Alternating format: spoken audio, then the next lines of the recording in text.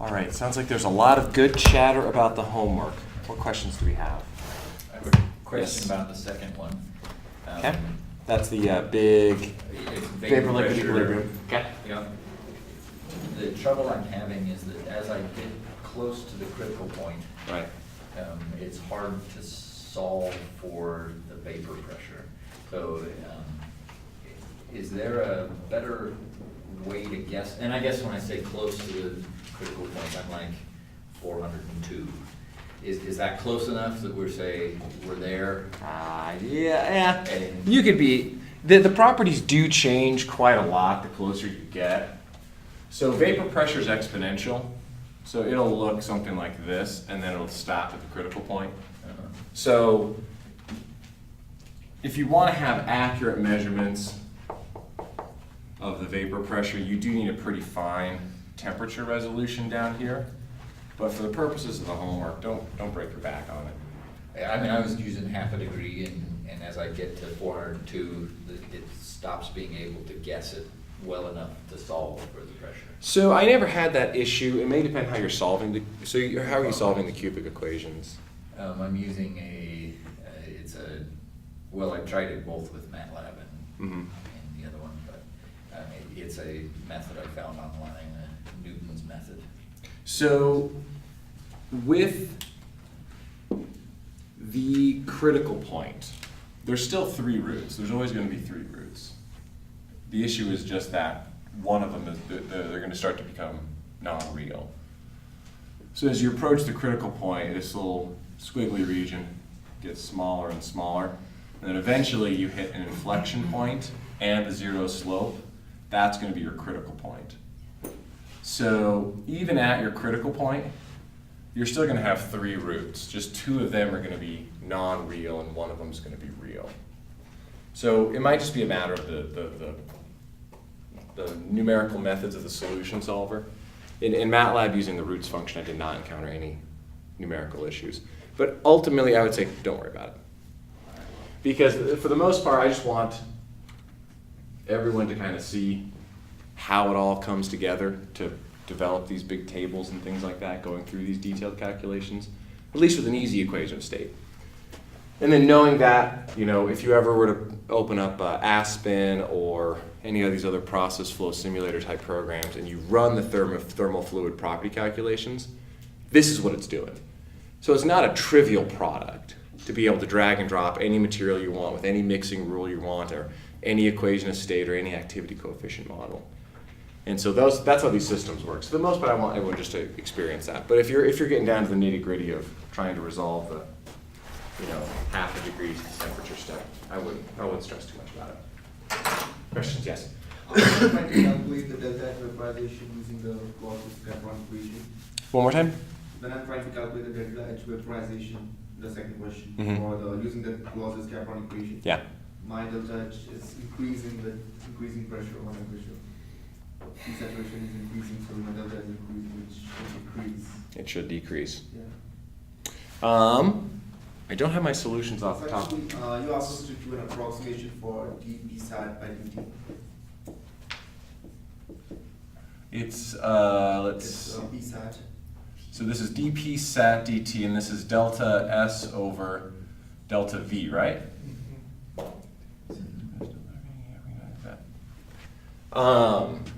Yeah, there may be a minus side. I'm sorry, I don't have my solution. I was going to print them out, but I didn't. Can't remember the equation off the top of my head. And this is also equal to, right, delta h over t delta v. And this is just a simple derivation knowing that delta g is equal to 0, which is delta h minus t delta s, right? And then we rearrange this, and delta h is equal to, let's see, delta s is what we're trying to substitute off as a delta h minus over t, right? So that's the gateway into everything.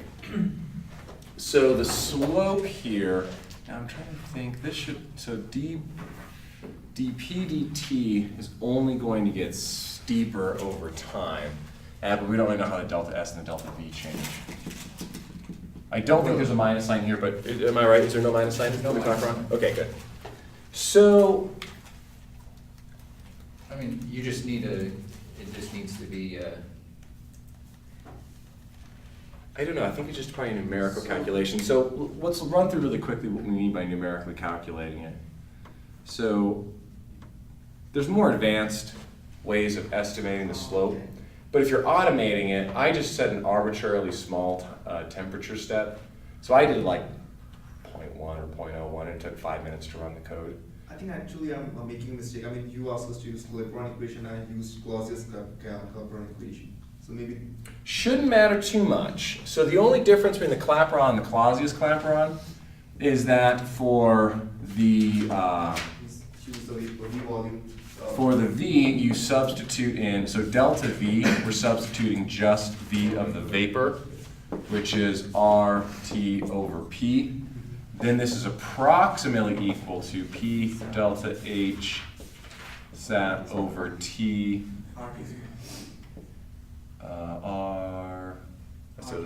RT squared? Oh yeah, RT squared.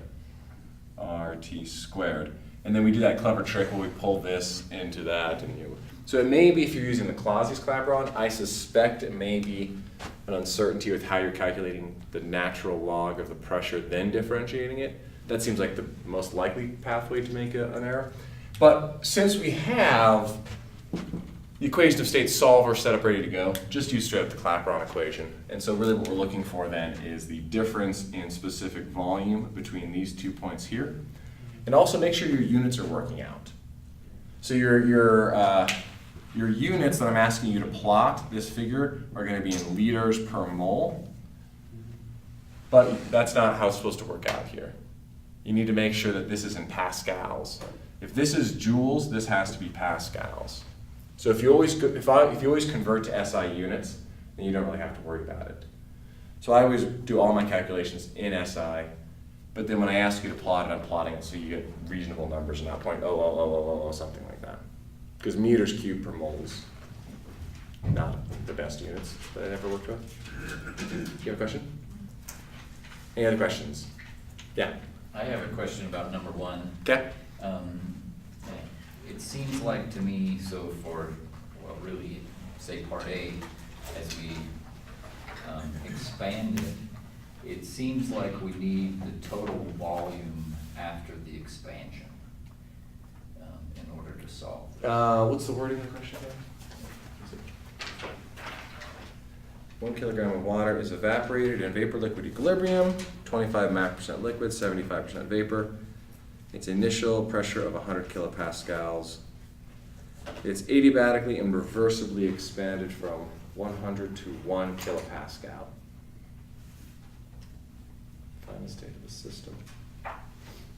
I have to double check. Like I said, I need to double check my math. I believe I may have assumed it's an ideal gas 1 kilopascal. But I don't actually. No, sorry, done. I know what it is. It's in vapor liquid equilibrium. So you can look up all the properties. Right, but don't you need the total volume of that system in order to? You would look up, for that particular one, the goal of that one is to do an energy balance. And we can get the temperature, no problem. So so I said it's reversibly and adiabatically expanded, is that right? Yeah. So if it's reversible and adiabatic, what does that mean about the system? Entropy generation of heat. This is a closed system, closed piston cylinder, so I'm not going to have that. Q over T plus S gen, adiabatic, 0, reversible, 0. That means delta S is equal to 0. Okay? So it's in vapor liquid equilibrium. So we're in vapor liquid equilibrium, so that limits the degrees of freedom we have in the system. It's 25% liquid and 75% vapor. And we're going from 100 kilopascals to 1 kilopascal with delta S equals 0. So this whole problem is really just playing on the Gibbs phase rule, giving you limited pieces of information, and knowing that, remember, when we had a system where we had the phase space fully defined, we still needed to know how much of each of the two different phases we had to calculate the initial conditions. So from here, knowing that we're in vapor-liquid equilibrium at 100 kilopascals, we can go to the steam tables as a function of pressure, look up all the properties for liquid, saturated liquid, look up all the properties for vapor, and then we can calculate the total system property, which is what we care about for the energy balance or the entropy balance. Then the final state, we don't necessarily know that it's a saturated system, but then we need to find the conditions such that the entropy is the same as the initial conditions, but at 1 kilopascal. So there's a couple of scenarios then, right? It could be superheated, it could be all liquid, or it could be a condensed, or so it could still be vapor-liquid system. So it's a little bit of detective work going around trying to figure out which state of matter the system is in so we know which properties to look up. But this, I believe, is the gateway into that particular problem.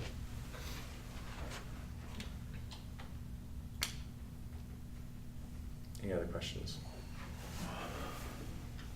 Yeah, don't commit all of your time to the vapor-liquid one without looking at the energy balance system, or the enthalpy and internal energy. It's not terrible, right? But it's just a little bit of tedium. So one thing to look out for, so we have our deviation function. So let's say, internal energy deviation is equal to the internal energy of the van der Waals fluid, VDW, minus the internal energy of the ideal gas. And we derived this previously as the A coefficient in the van der Waals equation divided by the specific volume. Now this is something that we have already done, presumably, in question 2. We also have a delta V, we have a delta H of vaporization, we can calculate, we have the delta S of vaporization. We can use this information plus the saturation pressure to determine the delta U of vaporization. Delta U of vaporization is equal to the vapor properties minus the liquid properties. So it's all kind of a patchwork that'll all fall into place once it's kind of been logistically worked out. I would say the hardest part of this particular problem is just keeping track of your reference states, making sure you normalize the NIST data to the normal reference states, make sure you normalize your data to the prescribed reference states, and then plotting it out. The only other trick really, right, because you can calculate everything internal energy, you can calculate everything with the enthalpy, right? We have the departure functions for all of these. Now with the entropy, let me try and think of this. So if we look at the entropy on a PT plot here, it depends where you're starting off. I started off sort of a near ideal gas state, right? Having some reference conditions here. Now what we did, so I fixed the entropy to say, let's say equals 0 over here. Low pressure, low temperature, noting that I would then shift it so that the liquid at 0, or whatever I said, minus 50 would be the reference state, okay? So with the entropy, this path right here is relatively straightforward, right? We just need to integrate C sub P over T dt. That's our delta S1, right? But don't forget that when we go to some other finite pressure and temperature, that we also have to include delta S associated with the pressure change. Then we have to include the departure function entropy.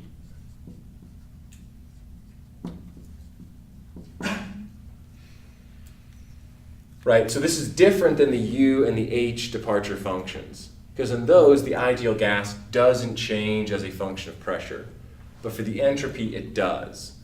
So even the entropy of the ideal gas is a function of temperature and the pressure, so then your departure function is really just looking at that correction factor deviating from the ideal gas behavior to the real fluid behavior, we're going to say for the van der Waals equation. And it's not going to be close. I mean, no, it's not going to be close. The shapes will look reasonable, but the values will be pretty significantly off. Because I believe the van der Waals equation pretty significantly underestimates the vaporization properties. I think it lowballs it by maybe a factor of 2 almost. So it's pretty far off. But I resolved everything using exactly the same algorithm, but the only thing I did was I swapped out departure functions for the Peng-Robinson equation, which are in the textbook. So truth be told, it's really not that much more work to resolve everything with the Peng-Robinson equation, and it nailed it almost perfectly. So I feel pretty good about my code. Okay, anything else? So I will have office hours at 12 to 2. Normal times tomorrow, and then I'll probably do one brief kind of hour-long office hours on Thursday. We can see what time works best for everyone on Wednesday, so that we can get as many people assisted with that for any last-minute exam questions. I believe I've got all of the solutions posted for the homework, for the quiz, for the practice exam itself, and the solutions are posted. In terms of practice problems, there are a tremendous amount of problems in the book, so take a look at them. If you have any confusion, you're always welcome to come and stop by and ask me any questions. In terms of homework, so we've got the homework, we've got the quiz, we've got the practice exam. Those are all examples of the type of questions that I like to ask. And I think I might have mentioned this before, either in class or one-on-one. My questions that I ask are typically, or the exams are going to be difficult in terms of time. If you're inefficient with energy balances, state changes, partial derivatives, you will feel time crunched, right? So if I ask you to take the partial derivative of an equation of state, there should be zero hesitation. It should be, oh, take the partial of this variable with respect to that variable. Done. If I'm asking for an ideal gas property change, it should be automatic. Right? Because these are example problems that we've seen many times over again. If I ask you to integrate over a path for a non-ideal gas equation of state, like on the homework or on the quiz, that should feel automatic, right? Because we have that equation sheet, and everything is very explicitly written on the equation sheet. And I want to say 99% of all the problems, maybe 100% of the problems that we've done on homework, in class, everywhere, have started on that equation sheet. So everything start there, automatic. Any energy balance, zero hesitation on the energy balance. If you have a question about, can I assume it's a steady state? Can I assume is the temperature constant? Can I assume that the heat capacity is constant? Shoot your hand up immediately. Right? Any questions like that. Don't spin your wheels, fretting over what can I assume is true, what can I not assume is true. Always shoot your hand up, ask questions. If you have a question on a unit conversion, shoot your hand up. I will 100% always answer questions on unit conversions because it's just tedium. So I try and write everything so that it limits the amount of unit conversions that are necessary, except when it's used as sort of as an illustrative purpose.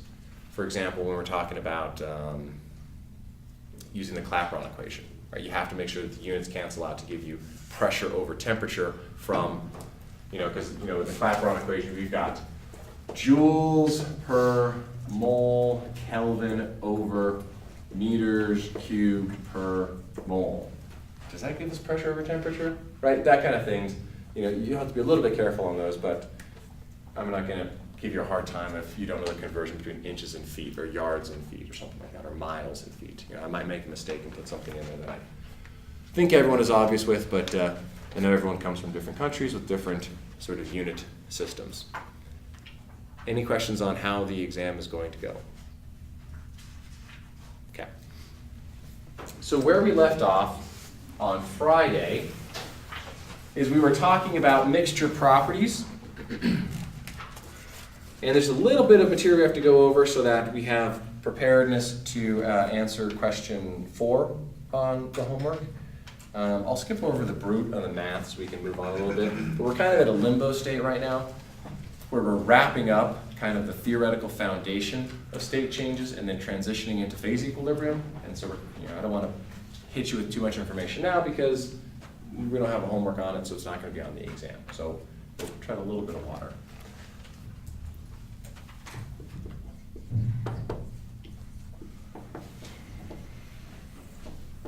Okay, so we want to figure out how do we calculate these partial molar properties.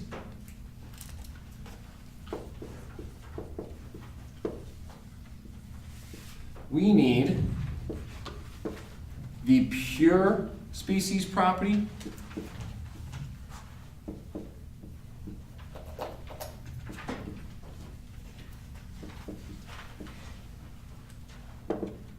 and we need the total mixture property with no subscript. Things get very tedious with the notation, and I will try to be consistent.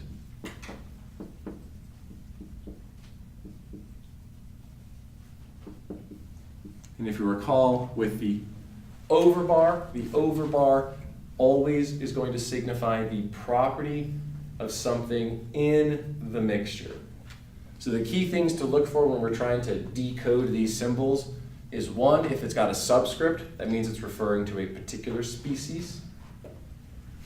And then the overbar versus the underbar, bar on top in the mixture, bar on the bottom, it's either going to be the total system property or the pure species property. Now the reason why we adopt this nomenclature here, using the underbar for the total mixture property, is so that when we plug it into an energy balance, we don't have to change how we write our energy balances. Right? We can still say the molar flow rate times by enthalpy underbar, for example. Right? That's why we keep that notation the same. So effectively, one of the easier ways to view the two, I guess, simple experiments to visualize for this procedure are going to be either the delta H of mixing or the change in volume of mixing. Right, so let's say, for example, we visualize this as the change in volume of mixing, for example. If we were to expect volume additivity, this would be mole fraction of component 1, then this over here would have to be the the pure specific volume of species 2, because that would be 0 of species 1. And then over here, this would be the molar volume of pure species 1. Now you can have things constrict, you can have things expand when you mix them. Likewise, if we were to repeat this with the heat of mixing, you could have an exothermic process versus an endothermic process. Right, so let's take a moment to think about this. If I mix fluids 1 and 2 together, and the volume gets larger, would that be positive delta V of mixing or negative delta V of mixing? Positive. So I should draw that the real system properties are above or below the line. Above the line, okay? Okay. Now, that's an easy one. Let's talk about enthalpy of mixing. I mix two fluids together, and energy is released and it gets hotter. Is that positive delta H of mixing or negative delta H? Okay, so how should I draw my line? Below. Now, why is that? Because the energy is being released. Well, it leaves the system. Energy does leave the system. So what is the energy of the system if nothing changed, no energy were released? Let's say a 50-50 mixture. I mix them together and nothing happens. What is the total energy of the mixture? Thinking about it in terms of an energy balance, right? I have 100 joules that fluid A is bringing, I have 100 joules that fluid B is moving in. Nothing is being released, no heat is being released. I add those two together, how much energy do I have? 200. That is exactly just a linear combination. Now, what happens in a real fluid system is that I have now given this mixture of 50% component A and 50% component B. And I've mixed them together and I've said, here's 200 joules of energy. Do what you like with it. Right? Now the fluid itself, at that same temperature and pressure, has a lower enthalpy, meaning that it exists requiring less energy. But there's a ton of surplus energy floating around. So if I'm running this process isothermally, that energy then gets released to the surroundings. If I'm running this process adiabatically, all of a sudden I've given this fluid a surplus of energy, right? Normally it contained this much and this much over here. When I mix it together, the two fluids kind of snap into a position where they're really comfortable with one another. That's the indicative of an exothermic mixing process.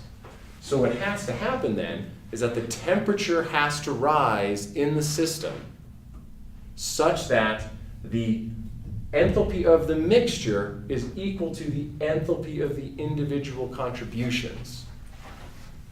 Does that make sense? So this is the only piece of information you need to solve question 4 on the homework, or I think question 5 on the practice exam. It's a water sulfuric acid mixture where we're mixing these things adiabatically. And I say, okay, if I mix these two things adiabatically, what's the final temperature? And all of that comes down to an energy balance, right? Knowing that no heat gets in or out. So what has to happen then is if this line is at temperature 1, pressure 1, I would have to have some new system, right? That's at temperature, if I can find a marker that works, we could do this example. Okay. Right, I say the black line is at temperature 1, pressure 1. We need to find, oops, I'm doing an enthalpy example here. Oops, H1, okay.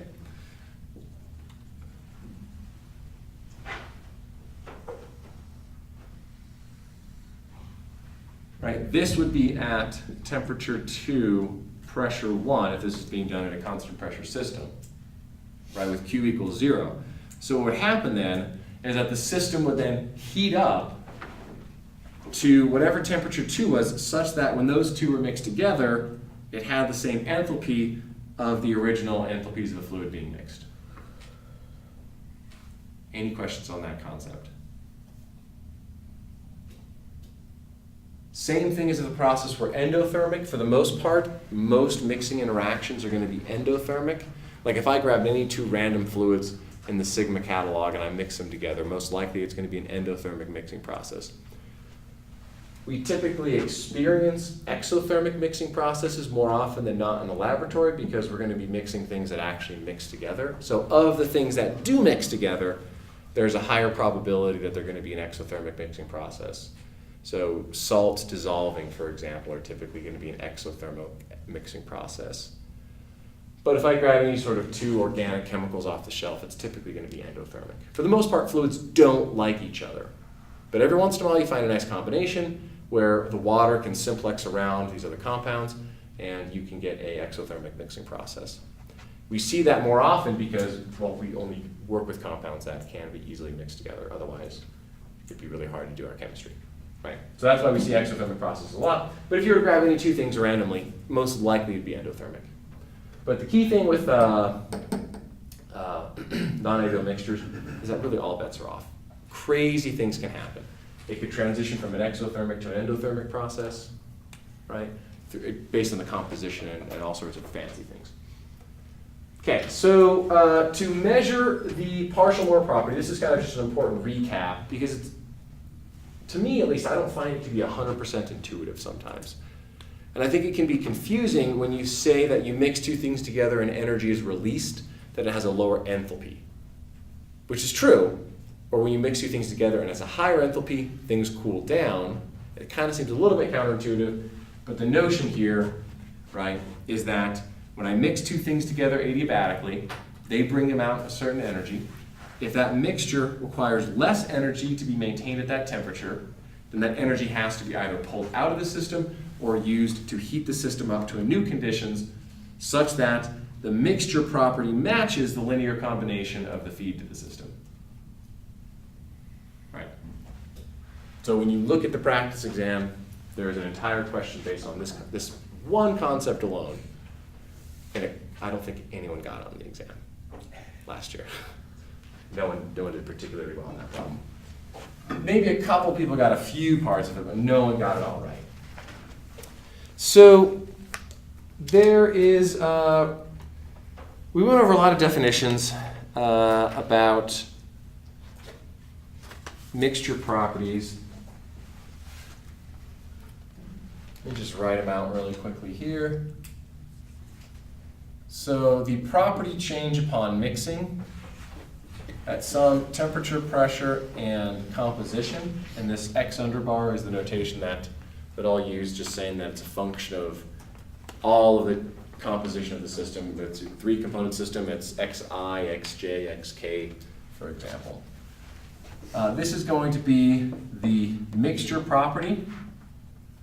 So we don't have to write a little mix, but know this is the mixture property. This is a function of temperature, pressure, and again, the total composition. This would be any one of these solid lines here. This would be the true property of the mixture. And you can see, of course, that it changes as I change the composition. Minus the linear combination of the pure species properties, which are only functions of temperature and pressure. Since we can also write that the total mixture property, which is a function of temperature, pressure, and composition, is also a linear combination of the partial molar properties.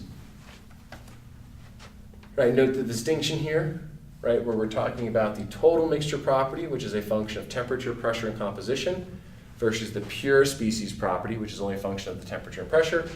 This is equal to the linear combination of the partial molar properties.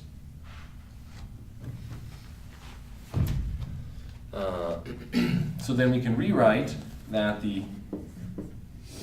change of a property upon mixing, again, function of temperature, pressure, and composition, can be viewed as a weighted difference between the partial molar properties and the pure species properties.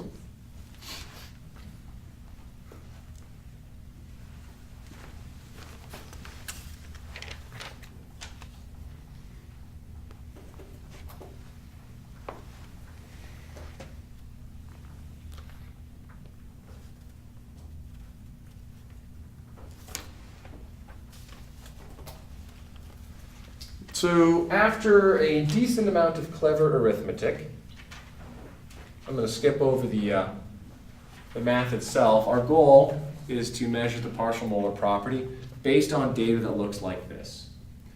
We already have the pure species properties, which are marked on the axes, and the total molar properties. So this would be, if you measured how much energy was released in a calorimetry experiment, you could then back calculate what the enthalpy was, or more straightforward, if you think of this as just mixing two fluids together and measuring their density, calculating into specific volume, and so on and so forth. So with this kind of information here, which is readily accessible in a laboratory, through lots of clever arithmetic,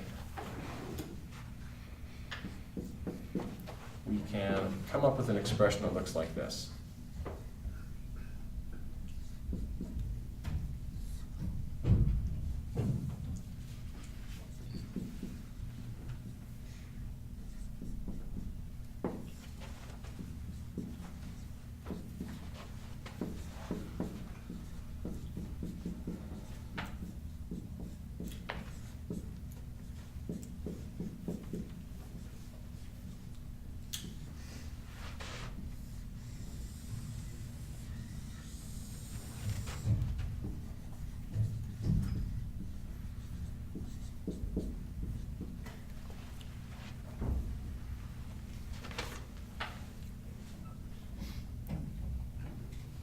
It's only for like a binary system? Yeah.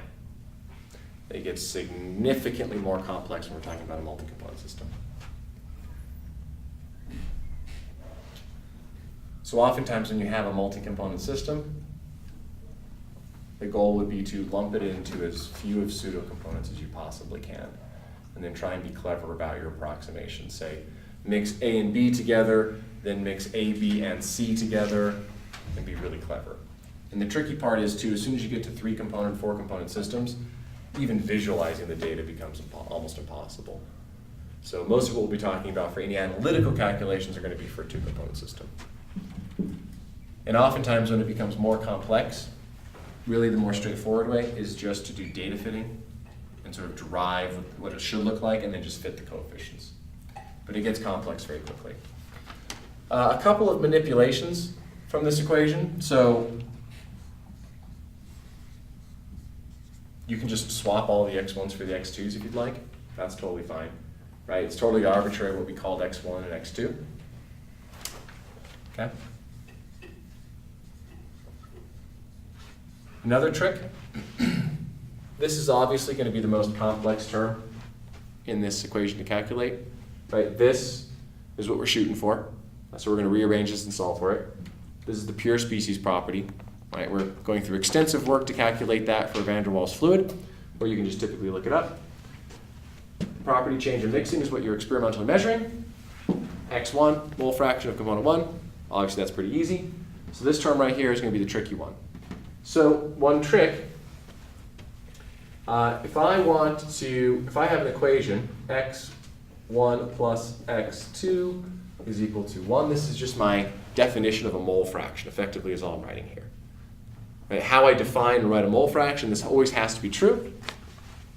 So I can solve for x1, which is equal to 1 minus x2.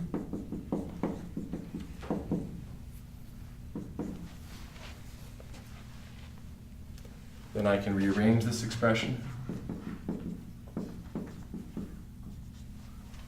Rather, this is what I want, yeah, okay. So then this term here,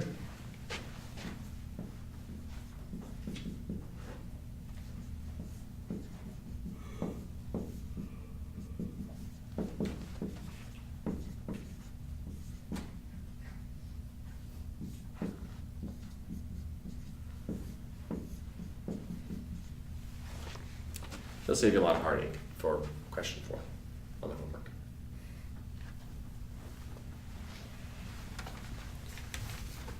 All right.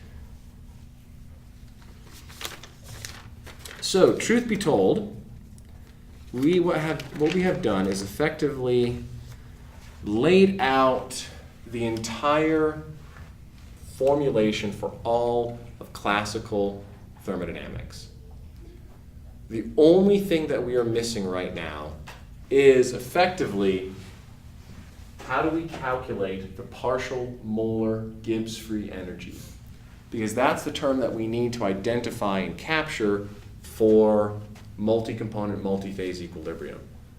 So for the next bit of class, the only thing we are going to be doing is calculating the partial molar Gibbs free energy as a function of temperature, pressure, and composition. And ultimately, we're going to abandon that and calculate the partial molar fugacity as a function of pressure, temperature, and composition. Now, as soon as we can calculate this quantity for any phase at any temperature and pressure conditions using a couple of different strategies, then we've effectively got ourselves a way to solve any phase, any component type of phase equilibrium problem. What we can do is we can start off now talking about ideal gases and how we can calculate partial molar properties for ideal gases. Then, of course, we'll transition into real fluids because an ideal gas, it doesn't condense into a liquid. We can still approximate the vapor phase as an ideal gas phase, but we can't use the ideal gas alone to allow us to predict phase equilibrium property changes because the ideal gas equation state does not predict that liquids exist or solids exist or any other different phases exist. Right? We can approximate vapor phases as ideal gas phases. That means we have to use a patchwork solution to calculate partial properties. So in the last few minutes of class, what we'll do is just run over really quickly property changes for ideal gases. So, all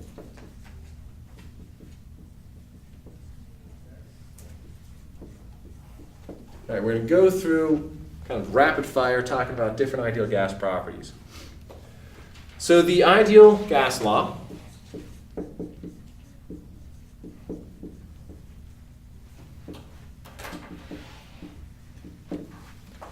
can simply be defined as this, where pressure times the volume is equal to the number of moles times by the gas constant and temperature. But now we have to distinguish ourselves and write that the number of moles is going to be the summation of all the moles of all the different individual species.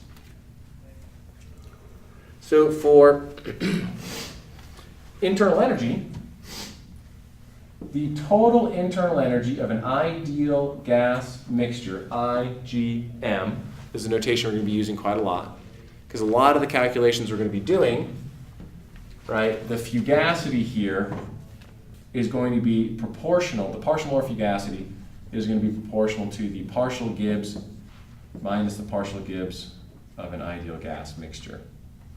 Right? That's what our partial molar fugacity is going to be. A very similar approach that we took for a pure fluid system. So we're going to be talking about ideal gas mixtures quite a lot. So the internal energy of an ideal gas is going to be a function of only the temperature, because we know it's not pressure dependent. But if for a mixture, it's going to be a function of the number of moles of each of the individual species in the system, because they're all going to have potentially different heat capacities.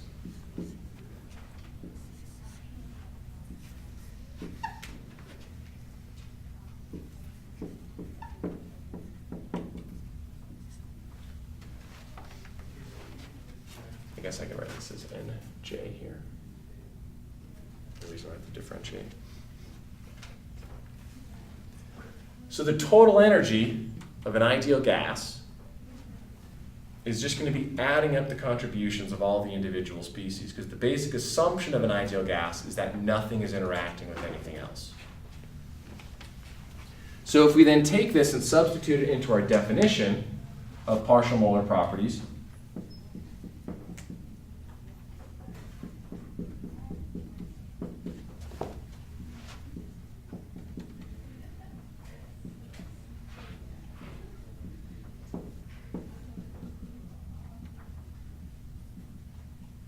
and this is our definition of the partial molar property. Actually, rather, so it's this one. Sorry. This is dn theta.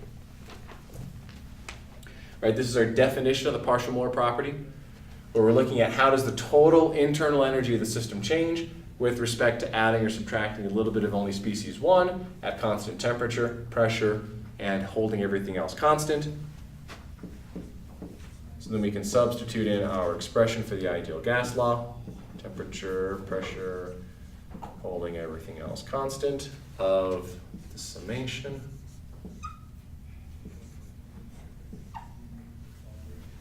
Right? All I did was substitute this summation into my differential. Now what is this equal to? Doing derivatives of summations or integrals of summations is never a pleasant activity. So let's think about this a little bit. So if I have n, let's say I is equal to 1. That means I've got j is 1, 2, 3, 4, 5, 6, 7, 8, 9, 10. Right? All of these terms will go to 0 except when I is equal to j. Right? Because the property of the internal energy of, let's say, species 2 as a function of a change in the amount of species 1, well, that's just 0. Right? There's no property difference associated with that. So the only property, the only one of these that stays constant, rather, is when you have the number of moles of species 1 as a function of number of moles of species 1. Because the number of moles of species 2 is not a function of the number of moles of species 1, so those all go away. So that tells us then that the mixture property in an ideal gas mixture is just equal to the pure properties of an ideal gas.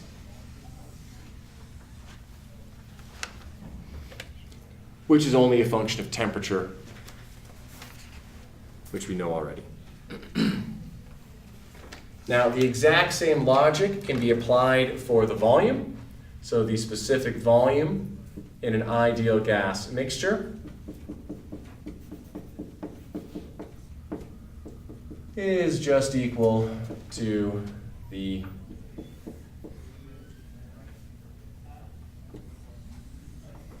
specific volume of that pure fluid. It doesn't change anything else. We can combine these two concepts together, noting that we're mixing everything at constant temperature and pressure to show that the enthalpy is exactly the same.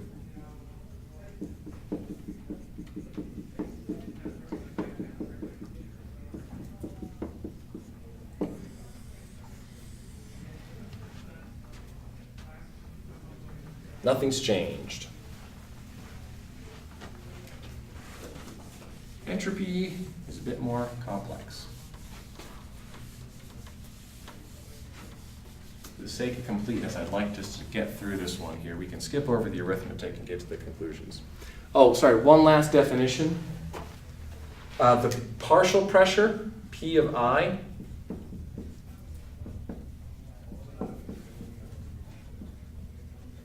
this is defined as the mole fraction times by the total system pressure, but effectively it follows the same line of logic as everything else. But partial pressure really isn't a true scientific term, let's just say.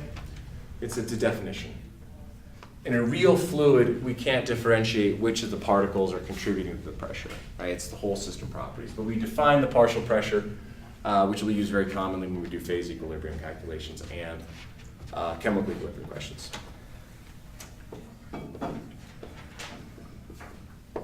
Entropy of mixing. This is the really unpleasant one. So if we envision a system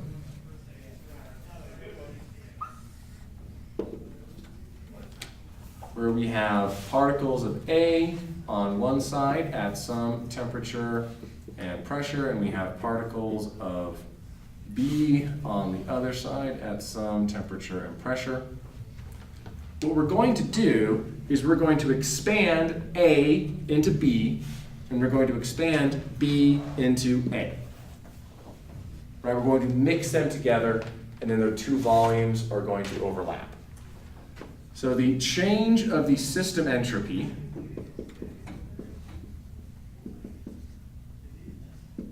is going to be the change of system A expanding plus the change of system B expanding.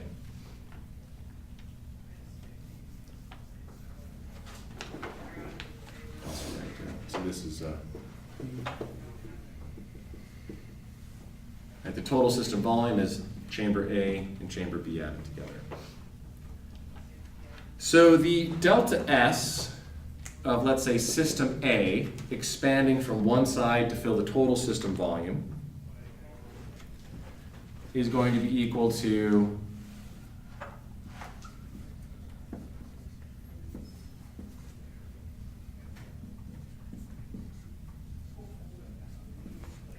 and likewise for system B.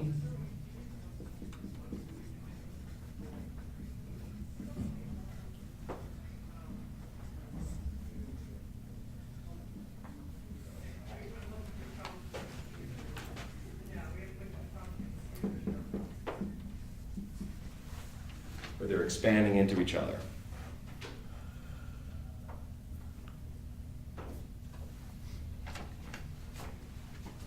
Shouldn't that be MB? Yes, it should be. Should be identical formulation of the equation.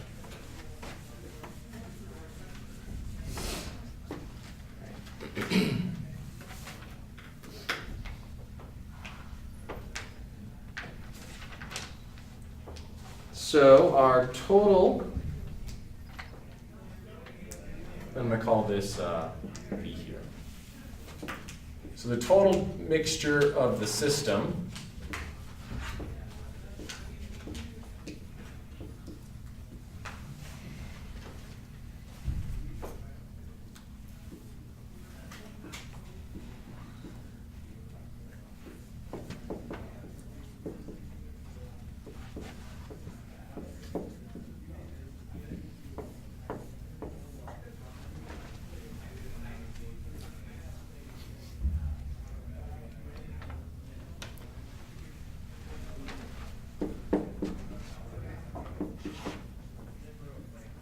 So from the ideal gas law,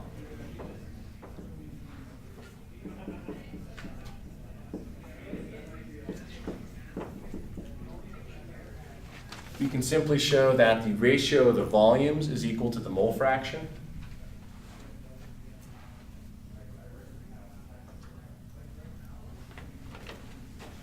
And we can also write that the total number of moles, that's just a material balance. Right, if you substitute in V of A, this gives you n of A RT over V. This one gives you n RT over V. The RTs and V's cancel out, so it's just n of A over n. We can then write that the delta S, in this case with an underbar, because I'm going to divide the whole system through by n over, NA plus NB. So n is just going to be equal to, let's see, delta S of the system.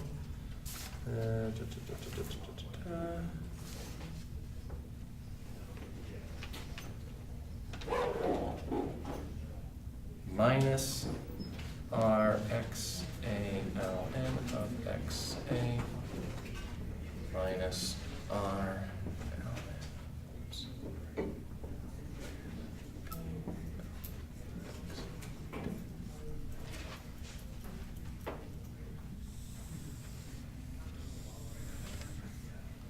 and it is not pleasant. Oh, sorry, I missed. Sorry, I screwed that up. That's XP. There we go.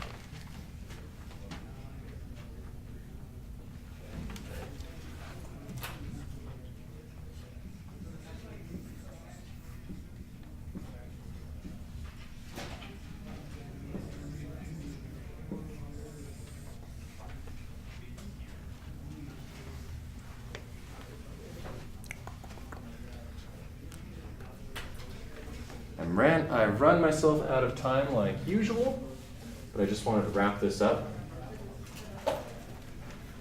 So we can do a little bit more manipulation, but ultimately we can get that the partial molar entropy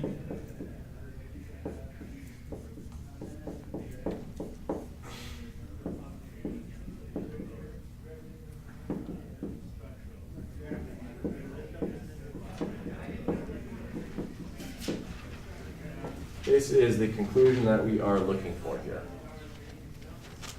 Now, why does this care? Now, why do we care about this? The Gibbs of the mixture, right, is the enthalpy minus Ts. What happens to this equation as x goes to 0?